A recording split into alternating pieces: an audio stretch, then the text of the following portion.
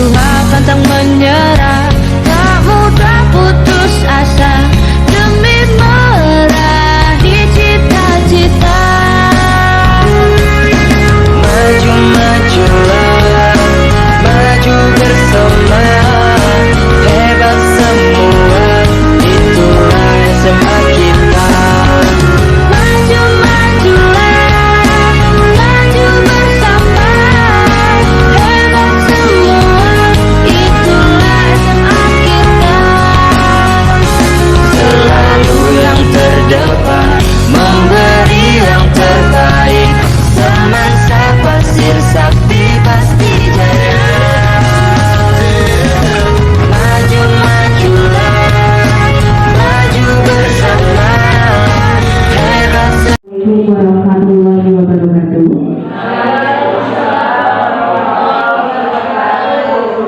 Selamat pagi serta salam sejahtera untuk kita semua.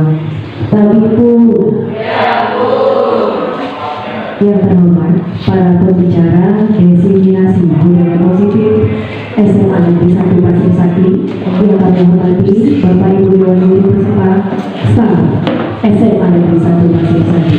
Alhamdulillahirabbil alamin. Puji syukur marilah kita panjatkan kepada Allah Subhanahu wa taala yang telah memberikan rahmatnya, rezekinya kepada kita semua, sehingga pada pagi hari ini kita dapat melaksanakan acara diseminasi budaya positif di SMA Negeri 1 Pasir Sakti dengan keadaan sehat dan tanpa kurang satu apapun.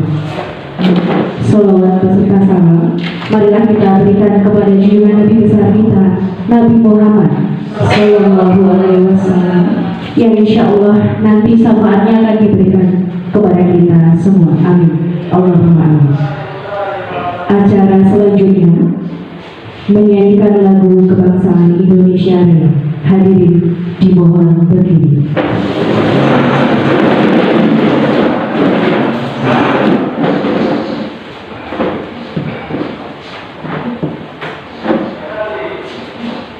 Hiduplah Indonesia Raya Tuhan.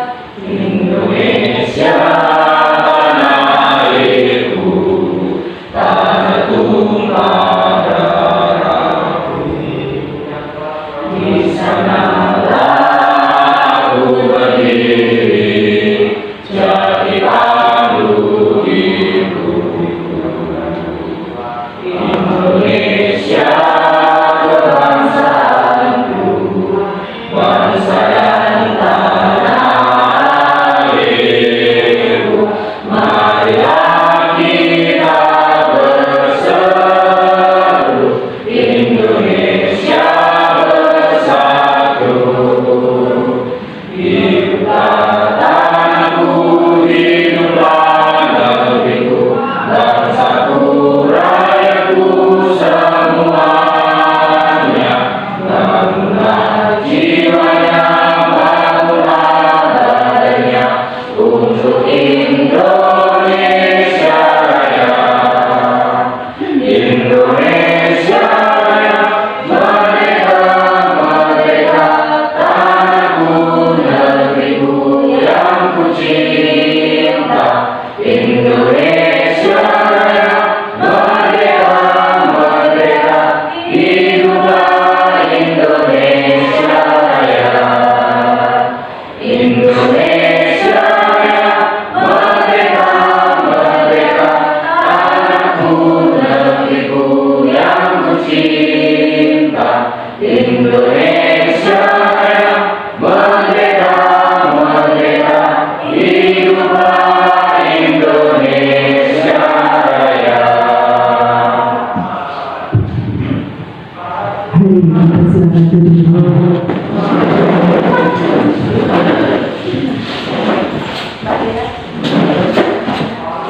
Baiklah Bapak Ibu sekalian, terima kasih atas waktunya. Kita menginjak acara yang ketiga, yaitu acara inti diseminasi budaya positif di SMA Negeri 1 Pasir Sakti. Acara ini akan disampaikan oleh 3 narasumber. Yang pertama adalah Bapak Nur Wahid, yang selanjutnya adalah Ibu Soleha, dan yang terakhir adalah Ibu Siti Masuloh. kepada Bapak Nur Wahid, dipersilakan untuk menyampaikan materinya.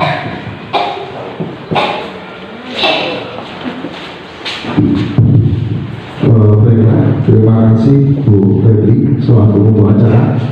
Jadi langsung saja Bapak Ibu. Assalamualaikum warahmatullahi wabarakatuh.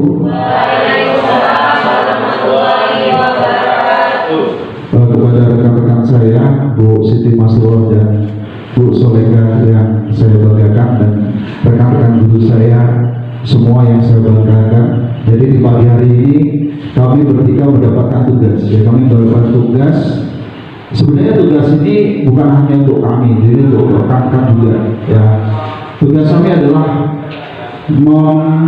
membebaskan, atau di sini bahasanya diseminasi modul 1.4, yaitu tentang budaya positif. Jadi kita itu disuruh untuk membebaskan, nanti memberikan informasi kepada rekan-rekan. Tapi ketika saya harus menyampaikan modul 1.4, kalau tidak ada bahasanya, tidak ada pendahuluannya, sampai semua juga bingung nanti apa sih ini gitu. Nah, sebenarnya di sini saya mengawali dulu. Saya dapat jatah nanti tentang posisi kontrol dan jatah saya posisi kontrol dengan ini ya, kebutuhan dasar manusia ya, itu jatah saya. Jadi di sini saya mengawali dulu. Jadi rekan-rekan semua, saya ingin memberitahukan bahwasanya program Guru Penggerak ini adalah salah satu program yang positif untuk kita. Jadi saya walaupun kelihatan kita bertiga sibuk ya, tapi jangan berpikir bahwasanya apa yang kita dapat tidak sesuai dengan kesibukan itu. Ternyata apa yang diberikan di dalam modul Guru Penggerak ini sangat luar biasa.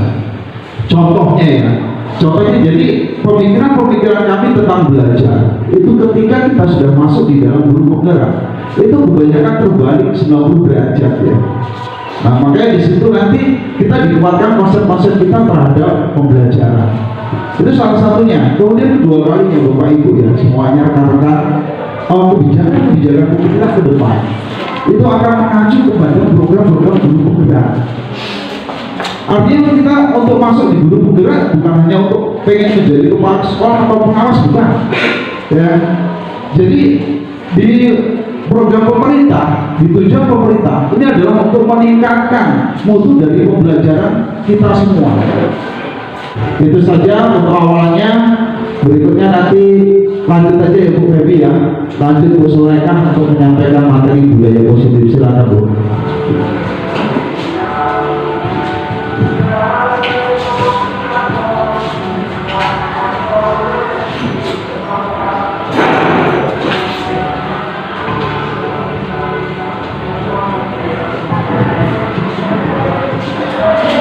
Assalamualaikum warahmatullahi wabarakatuh.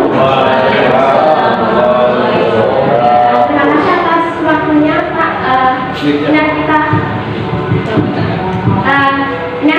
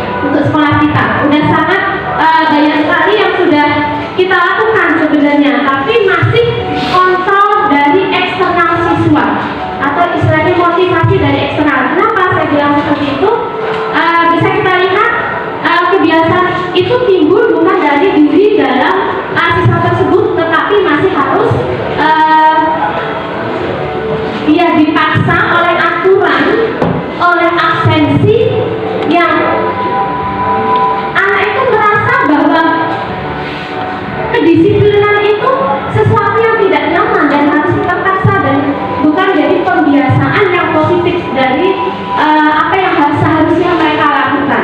Dan jadi untuk bidang positif nanti ini akan ada kaitannya dengan materi yang saya yang selanjutnya, yaitu keyakinan kelas. Selanjutnya, bagaimana mewujudkan sebuah keyakinan kelas yang efektif? Yang pertama, orientasi pada siswa tentang pentingnya kesepakatan kelas bagi kelancaran proses pembelajaran. Kita kasih tahu, kita berikan pemahaman kepada anak sebelum kita buat keyakinan kelas. Apa sih pentingnya keyakinan kelas? Apa bedanya dengan kesepakatan? Kemudian selanjutnya yang kedua, menyepakati waktu diskusi kelas wajib dilakukan. Nah, diskusi untuk membuat keyakinan kelas kita buat kesepakatan dengan bisa didik. Kemudian yang terakhir, guru memimpin diskusi terkait kesepakatan. Nah, seperti yang sudah saya praktekkan kemarin, kebetulan baru saja saya praktekkan karena saya butuh waktu untuk bisa benar-benar menyesuaikan dengan materi dan yang seharusnya dan mispersepsi yang selama ini terjadi. Kebetulan dalam diri saya seperti memberikan hukuman, apakah dia termasuk hukuman, apakah konsekuensi dan sebagainya. Itu banyak sekali materi yang saya dapatkan dan sangat luar biasa. Langkah dalam mewujudkan keyakinan kelas tadi sudah, komunikasi sudah, ini sama sih Pak sebenarnya. Guru ya. Sampai akhir sudah saya terangkan tadi. Oke, itu aja yang bisa saya garis bawahi. Pendidikan itu adalah proses perubahan pembentukan karakter, terutama baik di sekolah maupun di rumah. Jadi kita sebagai seorang pendidik, saya terutama ya, ketika saya masuk ke program guru penggerak, semakin saya belajar, semakin saya merasa nggak tahu apa-apa.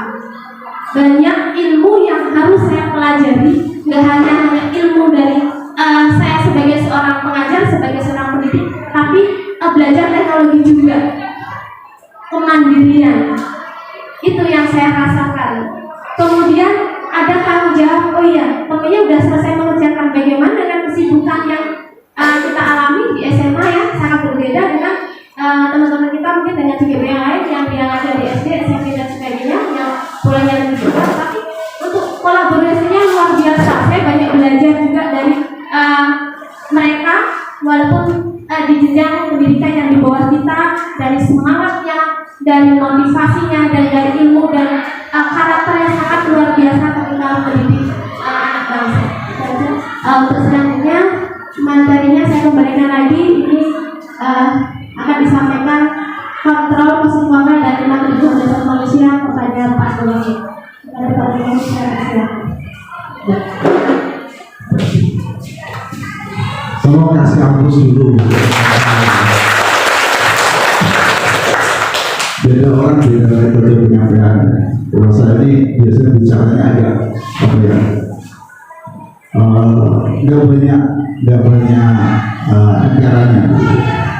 Pak Eko sabar Pak Eko. Gak apa-apa kita bercanda sedikit tapi jangan terlalu Pak Eko. Kita sedang direkam.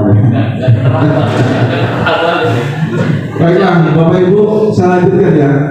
Jadi sebenarnya gini, keyakinan kelas itu dibangun dari keyakinan anak. Jadi apa yang dimau anak itulah yang ditulis di situ. Pertama membangun mimpi. Membangun mimpi itu anak-anak suruh nulis. Pengennya apa nih kelas ini? Nah, ditulis sama mereka. Tempel di kita kasih apa ya? Karton gitu ya. Suruh nempel. Apa nih? Mimpi kelasnya. Sudah selesai. Nah, habis itu dia disuruh untuk membuat keyakinan kelasnya. Kalau kita itu peraturan kelas, tidak membuang sampah pada tempatnya, diganti kalimatnya.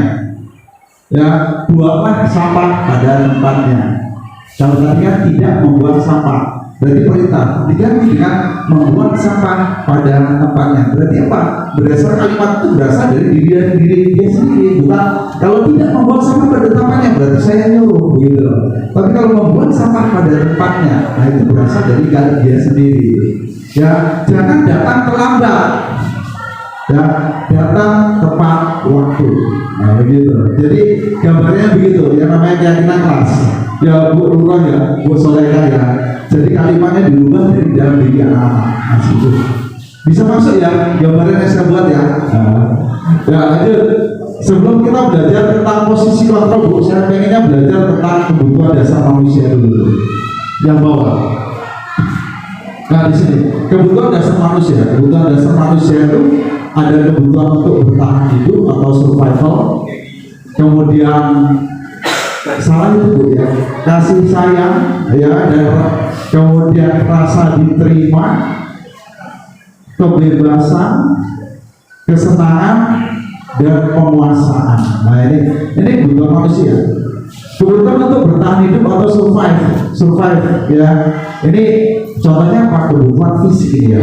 Fisik berarti apa? Sandang, pangan, papan, nah begitu ya.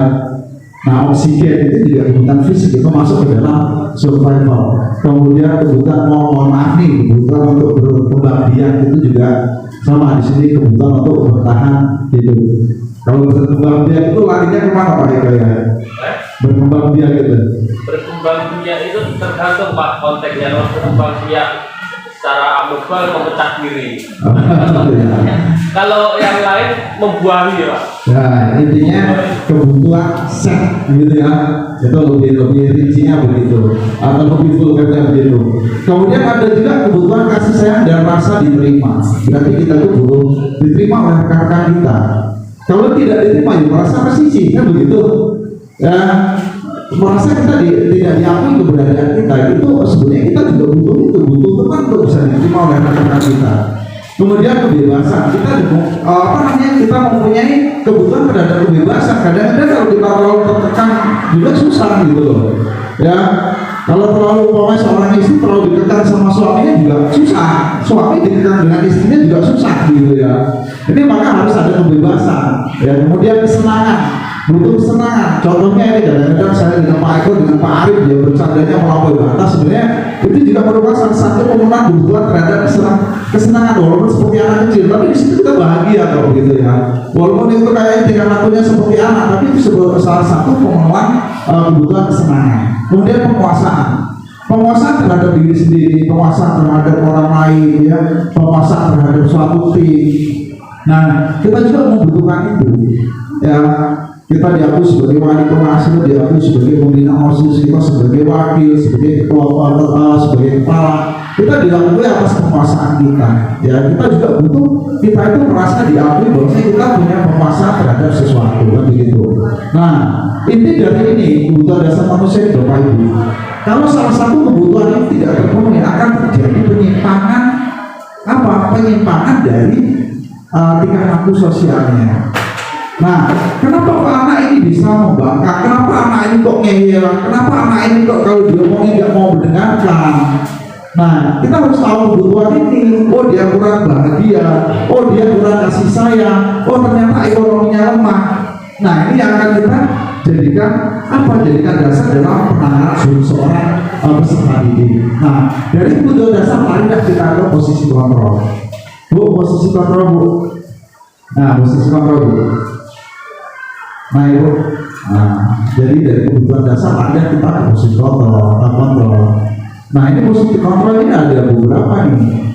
Pertama penghukum, itu biasa saya lakukan ini, ya. Tapi kan belakang-belakang ini saya sudah berkurang gitu ya. Penghukum. Ini apa ciri-cirinya? Ngomongnya bentak-bentak, matanya melotot, nah begitu ya. Salah satu cirinya begitu. Itu penghukum. Ya kemudian membuat rasa besar. Kamu ini nggak mikir, orang kamu udah kerja mati-matian, kamu masih bertingkah laku seperti ini. Apa kamu nggak kasihan dengan orang tuamu? Ya, salah satu kalimat membuat rasa besar ternyata itu pas. Ya, sebagai teman, santai wae sebenarnya bisa orang kamu nggak usah telat lagi. Ya, gitu aja ya. Bisa jangan telat lagi ya, seperti teman. Kemudian monitor ini, kamu tahu aturan enggak? Kalau telat apa yang harus kamu lakukan? Oh, bersihkan ke sekolah atau BC. Tahu kamu kalau kamu telat poin berapa? Memangkal aja. Apa? Didasarkan kepada aturan yang ada. Kemudian manajer. Nah ini manajer ini seorang manajer ini apa ya, bisa menyelesaikan suatu masalah dari keseluruhan, dari alasan anak itu berbuat seperti itu apa. Kira-kira kita menguatkan diri dia, bahwasanya dia nggak salah, dia nggak salah, tapi itu kurang tepat begitu ya. Menguatkan keberadaan diri dia, bahwasanya harusnya saya seperti ini. Ini ada video nih tentang posisi kontrol seorang guru. Jadi materi-materi seperti inilah yang disajikan di situ, dan ini luar biasa. Menurut saya pribadi seperti ini menambah ilmu saya. Ternyata apa yang saya lakukan itu kurang pas. Tapi kemarin saya juga sempat bertanya, kira-kira kalau posisi manajer dalam suatu penyelesaian masalah atau ada permasalahan di sekolah, kalau kita pakai yang lain bagaimana? Anak ini sudah pakai dengan cara manajer, ternyata nggak selesai. Kadang-kadang kita pakai penghukum dan rasa besar, bagaimana ternyata itu tidak masalah dengan apa? Dengan ada salah-salah tertentu gitu loh. Nah, tapi diharapkan bisa kita selesaikan dengan posisi kita sebagai manajer. Nah, sebagai manajer ini nanti kita diharapkan lebih bijak menyikapi suatu masalah. Nah, bagaimana kalau masih kita menerapkan posisi kontrol sebagai penghukum, rasa bersalah? Sebenarnya sesekali kita lakukan itu tidak masalah sebenarnya, tapi diharapkan kita bisa menjadi seorang manajer. Selanjutnya, jadi seorang manajer ini membutuhkan suatu saya katakan keahlian. Harus mempunyai suatu trik untuk menyelesaikan suatu masalah. Nah, di sini disajikan suatu materi yaitu tentang segitiga restitusi. Ini adalah salah satu pendukung kita menjadi seorang manajer. Ini akan dijelaskan oleh Bu Siti Mas Ridwan. Silakan Bu.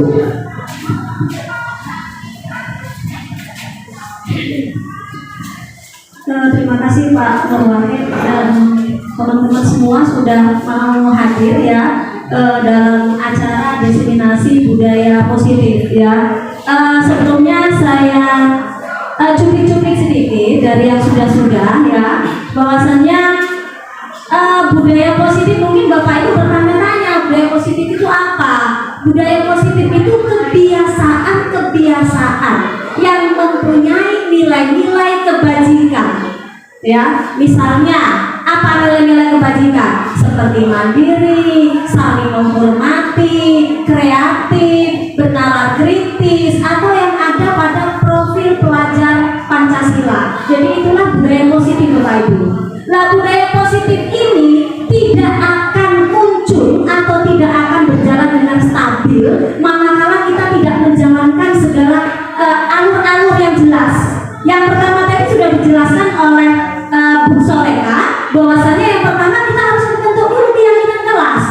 Ya, jadi setiap guru mapel ataupun wali kelas ya itu seharusnya membuat keyakinan kelas terlebih dahulu dengan anak-anak. Misalnya saya kemarin setelah mengikuti pendidikan guru penggerak dengan adanya materi untuk membuat keyakinan kelas, akhirnya saya menerapkan yaitu di yang pertama saya terapkan di 12 IPS 5 kemarin. Saya tanya kepada mereka, kalau keyakinan kelas itu adalah kesepakatan yang dibangun bersama, artinya bukan dari saya kesepakatannya, tapi dibangun dari anak, dan itu memang sudah disepakati secara bersama. Saya tanya kemarin, ayo coba anak-anak, apa yang kita bangun biar ketika saya mengajar di kelas itu terlihat kondusif. Banyak yang disampaikan. Pertama, Bu, saling menghargai. Betul, saya bilang itu. Saya tanyakan lagi kepada anak-anak, sepakat nggak kalau kita saling menghargai? Sepakat katanya. Oke. Kemudian apa lagi? Yang kedua kemarin katanya, ini Bu, kebiasaan anak-anak apa? Bullying ya. Nah itu kata anak-anak seperti itu. Nah, sepakat nggak kalau kita nggak seperti itu? Sepakat Bu. Oke, berarti konsekuensinya jika terjadi hal seperti itu apa? Nah, ada seperti itu. Kemudian yang ketiga, tidur tidak boleh tertidur. Itu juga dari anak-anak sendiri. Saya cuma menampung Bapak Ibu. Nah, sehingga ketika proses pembelajaran, ketika terjadi penyelewengan, maka dikembalikan kepada keyakinan kelasnya. Nah, itu yang pertama untuk menciptakan budaya positif, yaitu kita harus membuat keyakinan kelas dulu. Kemudian yang kedua, yaitu kita harus bisa menggali motivasinya secara intrinsik atau internal.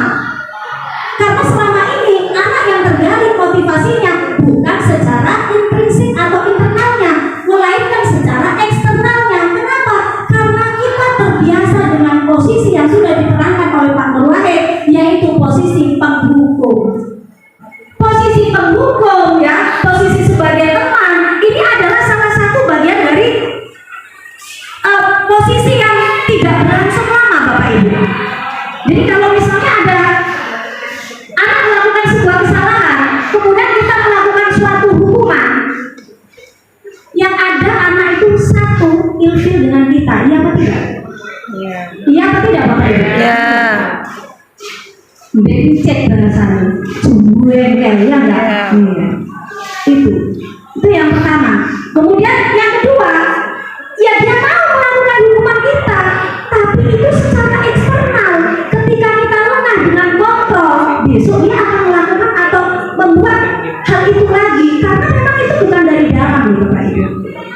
Jadi yang harus dimunculkan, bagaimana caranya agar budaya positif itu memang benar-benar tercipta, yaitu kita harus memunculkan secara internalnya.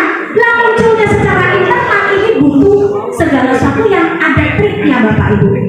Salah satunya trik yang sudah disampaikan oleh Bapak Nur Wahid, yaitu 5 posisi kontrol yang harus kita lakukan. Posisi yang terbaik adalah posisi manajer. Kita sebagai posisi manajer. Lah terus gimana Bu? Apakah boleh kita menurunkan grade-nya dari posisi manajer ke posisi yang lain? Boleh, asalkan bukan penghukum.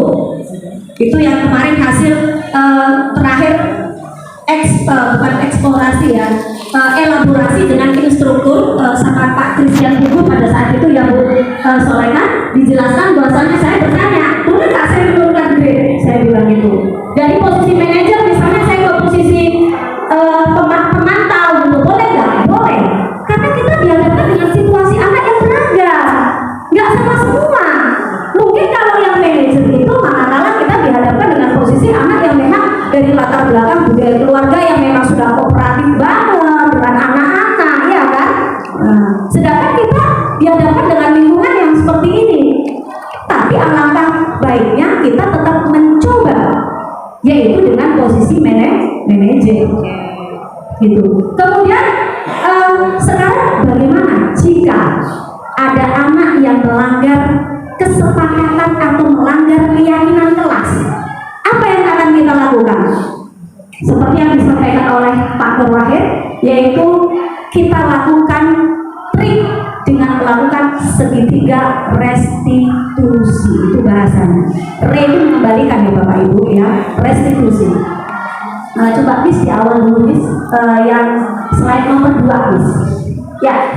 Nah, jadi gini Bapak Ibu, tadi sudah disampaikan oleh Pak Nur Wahid, ada 5 kebutuhan dasar manusia. Yang pertama yaitu kebutuhan bertahan hidup, kemudian kebutuhan akan kasih sayang, kemudian yang ketiga ada kebutuhan akan penguasaan atau pengakuan atas kemampuan, kemudian yang keempat adalah kebutuhan kebebasan, dan yang kelima adalah kesenangan.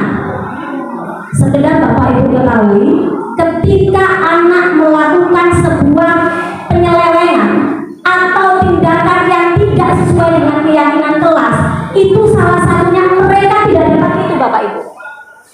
Ya, mereka tidak dapat kebutuhan dasar, sehingga dia melakukan penyelewengan. Entah itu kebutuhan dasar bertahan hidupnya, atau kebutuhan kebebasannya, atau kesenangannya. Rata-rata seperti itu. Sehingga apa yang harus kita lakukan? Kita tidak boleh adjust begitu saja. Coba Miss, yang ketiga Miss, slide ketiga. Ya, ini tujuannya untuk yang pertama tadi sudah disampaikan, untuk menularkan materi. Jadi kita juga, saya juga punya beban Bapak Ibu saya, Pak Nur Wahid dan Miss Soleka ini bebannya bukan beban ya, kita terpacu bagaimana cara menjadikan sekolah ini lebih baik. Gitu.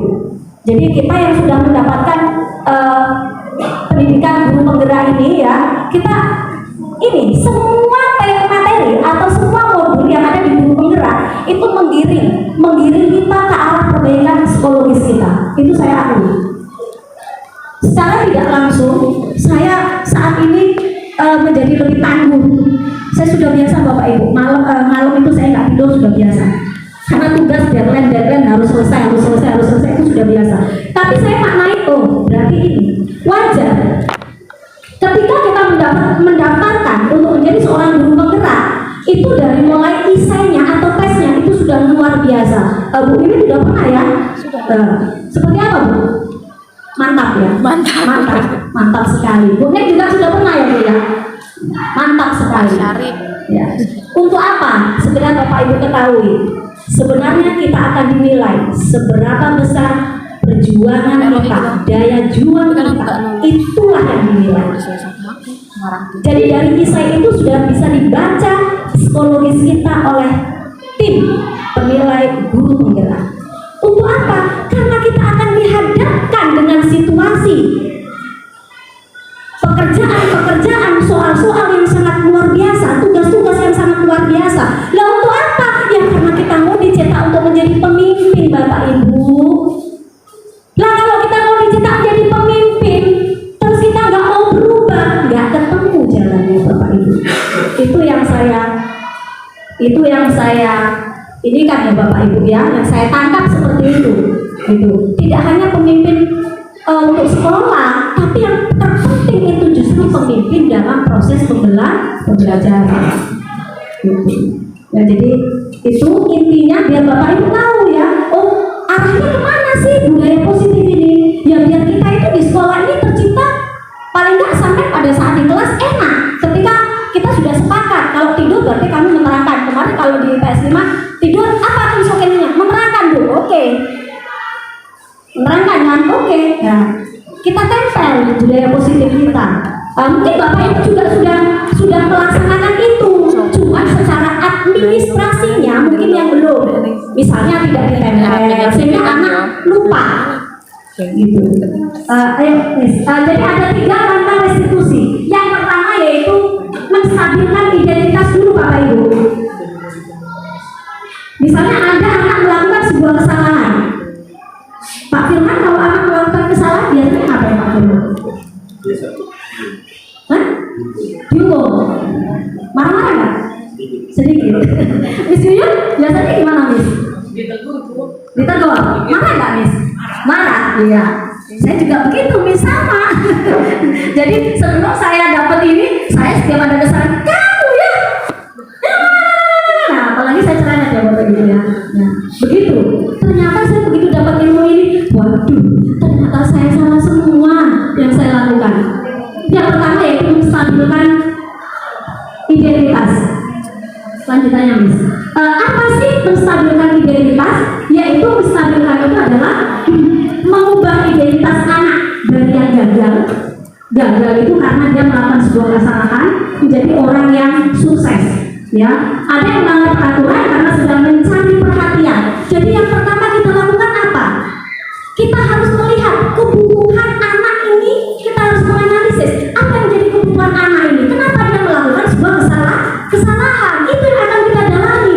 5 kebutuhan itu tadi, mana di antara ini yang membuat anak akhirnya melakukan sebuah kesalahan? Gitu. Contohnya Miss, kalimatnya seperti ini Bapak Ibu. Ada kalimatnya untuk menstabilkan. Yang pertama, tidak apa-apa nak.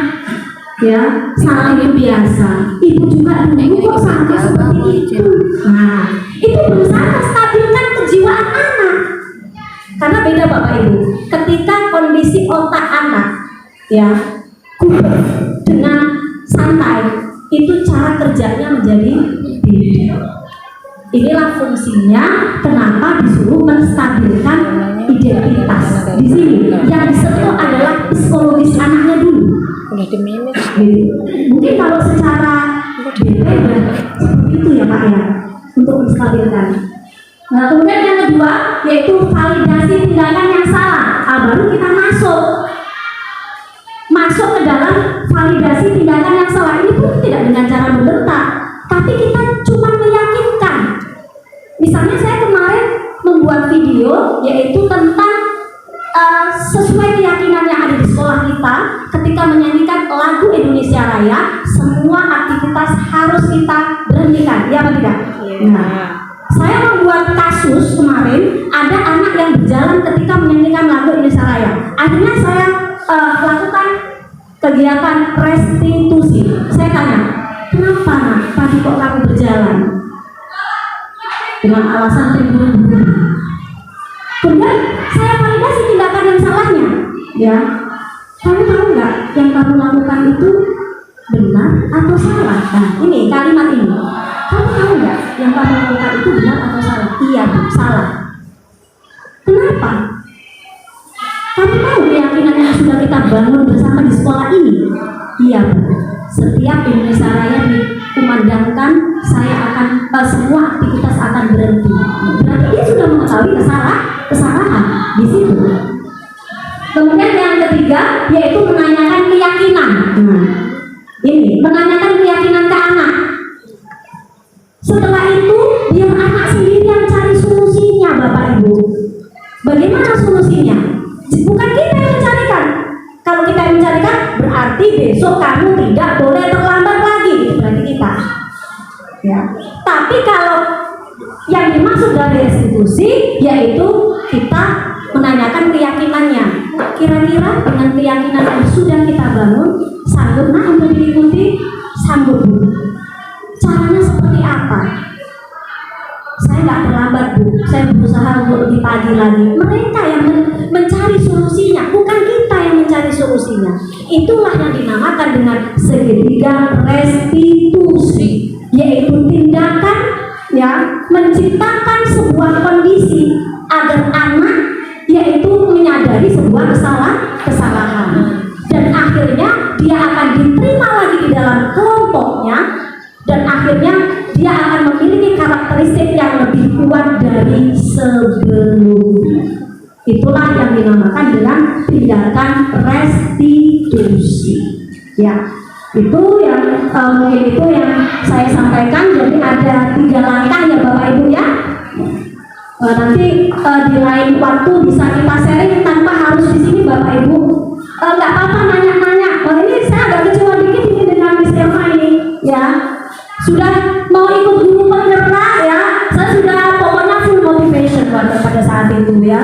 Malam-malam udah kasih tahu triknya ini itu. Giliran hari-harinya aku nggak jadi ikut Mbak. Waduh ini ya. Besok lagi ikut ya Miss. Ya. Pokoknya triknya nanti saya kasih tahu semua. Bapak Ibu ingin maju nggak? Ingin. Kalau ingin maju jangan berada di zona nyaman. Itu kuncinya ya. Sengsara, ya jelas. Namanya mau maju Bapak Ibu ya. Kalau mau maju jangan di zona nyaman. Saat ini Anda berada di zona nyaman. Kalau Anda cuma ya sudahlah, terus gini wae, nggak akan maju Bapak Ibu. Gitu. Walaupun suara sumbang yang luar biasa, ya udah anggap aja angin lalu Bapak Ibu.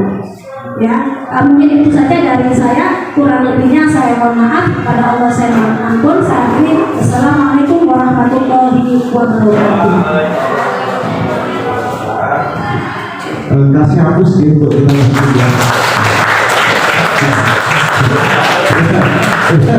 terima kasih. Tadi telat ya saya nggak dikasih hapus, jadi terakhir saya dapat ya. Baiklah Bapak Ibu semuanya. Jadi intinya dalam pelaksanaan hari ini hanya sharing untuk apa yang sudah kita dapat, semoga bisa menyemangati rekan-rekan.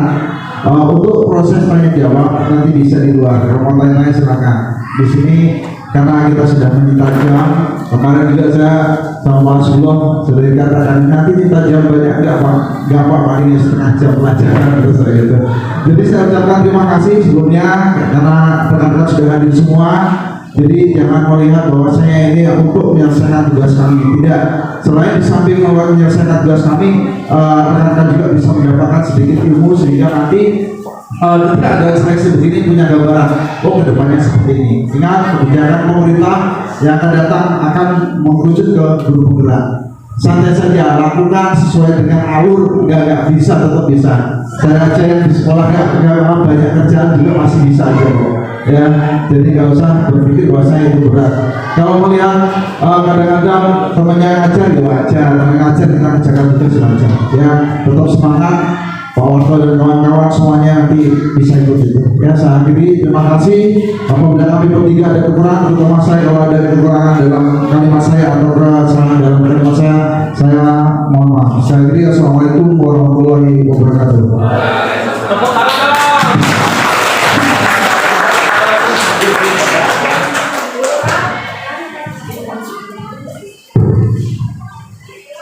Ya, baiklah Bapak Ibu sekalian, demikianlah acara deseminasi pada di SMA Negeri 1 Pasir Santri hari ini mudah-mudahan dapat memotivasi kita semua untuk mengikuti kegiatan tersebut dengan bahagia dan bangga. Demikian acara pada pagi hari ini, kita tutup dengan membaca lafaz Alhamdulillah. Sedikit grogi. Ya, saya ucapkan mohon maaf yang sebesar-besarnya apabila saya ada kesalahan sebagai pembawa acara pada pagi hari ini. Saya ucapkan terima kasih. Saya akhiri. Wassalamualaikum warahmatullahi wabarakatuh.